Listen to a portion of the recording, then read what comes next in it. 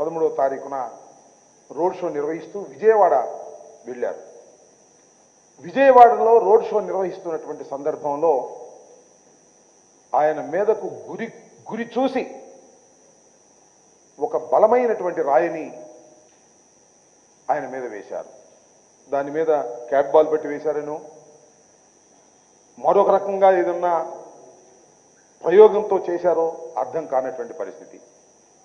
నుదిటి పైన బలమైనటువంటి గాయం తగిలింది. రాష్ట్రమంతా నివ్వెరపోయింది. ఈ చర్య ఎందుకు జరిగింది ఒక ముఖ్యమంత్రి మీద అనేటువంటి భావన రాష్ట్ర వ్యాప్తంగా కలిగింది. అనేక మంది ప్రజాస్వామ్యవాదులు తీవ్రంగా ఖండించారు, బాధపడ్డారు. మేమైతే నిజంగా వైఎస్ఆర్ కాంగ్రెస్ పార్టీ అభిమానులు, జగన్మోహన్ రెడ్డి గారి అభిమానులు,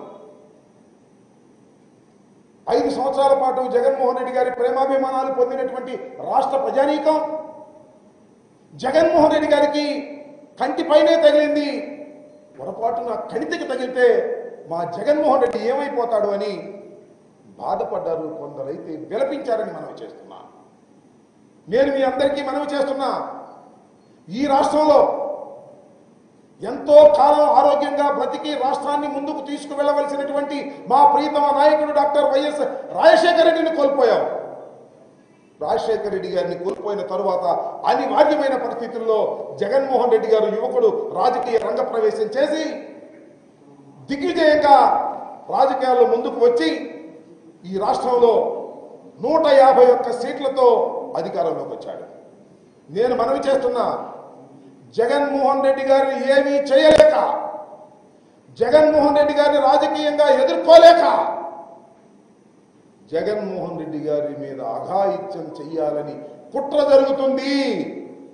ఇది నా రాజకీయ ఆరోపణ కాదు, పరిశీలిస్తే మీకే అర్థమవుతుంది అంటున్నారు. ఇవాళ చంద్రబాబు నాయుడు అంటున్నాడు, లోకేష్ అంటున్నాడు,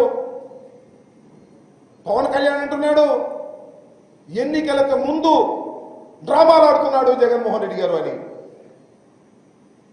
పోయినసారి ఎన్నికలకు ముందు కోడికత్తి గాయం తగిలింది, డ్రామాలు ఆడాడు సింపతి కోసమని చెప్తున్నారు. ఇవాళ కూడా జగన్మోహన్ రెడ్డి గారే రాయి వేసుకున్నారని మాట పవన్ కళ్యాణ్ లాంటి వాళ్ళు చెప్తున్నారు. నేను మనవి చేస్తున్నా, మీ అందరూ చూస్తున్నారు జగన్మోహన్ రెడ్డి గారిని, రాజశేఖర రెడ్డి గారిని చూశారు. జగన్మోహన్ రెడ్డి గారు ఎప్పుడైనా సింపతి కోసం నాటకాలు ఆడినటువంటి సందర్భాలు తన జీవితంలో ఎప్పుడైనా రాజకీయంగా ఉందా అని అడుగుతా ఉన్నా. అసలు సింపతి పొందవలసినటువంటి పరిస్థితి వైఎస్ఆర్ కాంగ్రెస్ పార్టీకి ఉందా అని అడుగుతా ఉన్నా.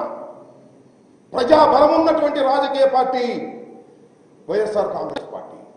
ప్రజాబలం ఉన్నటువంటి వ్యక్తి భారతదేశంలోనే అందరి ముఖ్యమంత్రుల కన్నా జగన్మోహన్ రెడ్డి మెండైనటువంటి ముఖ్యమంత్రి అని అందరూ చెప్తున్నారు.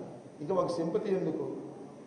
మాకున్న ఓట్లు మాకు వేస్తే 175 గెలుస్తామనేటువంటి ప్రగాఢమైన విశ్వాసం మాకు. అయితే ఎందుకు జగన్మోహన్ రెడ్డి గారి మీద కక్ష పెట్టారు? ఎందుకు జగన్మోహన్ రెడ్డి గారిని కక్ష కట్టి అఘాయిత్యం చెయ్యాలని అనుకుంటున్నారు?